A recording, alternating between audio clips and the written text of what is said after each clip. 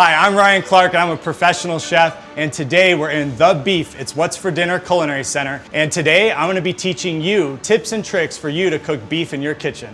So I have a beautiful slow roasted tri-tip steak here. This has been marinated with a little bit of rosemary and garlic, but you can see the grain here. We wanna cut across the grain, so the grain's moving this way, but on a tri-tip it actually moves a little bit differently on this side. So what I like to do, especially if you have a big group of people, you might not wanna slice all the beef. So we can take this section off and we can leave this on the presentation board. And then we can come back and we're gonna go across the grain this way. When you slice the tri-tip, you want nice thin slices. It's gonna make it really tender.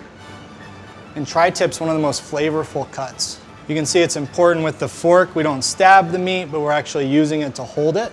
And then what we can do is use that to help transfer it onto our presentation board. Couple little tips and tricks when you carve your tri-tip steak at home. If you're looking for more tips and tricks to cook beef, check out beef. It's whatsfordinner.com.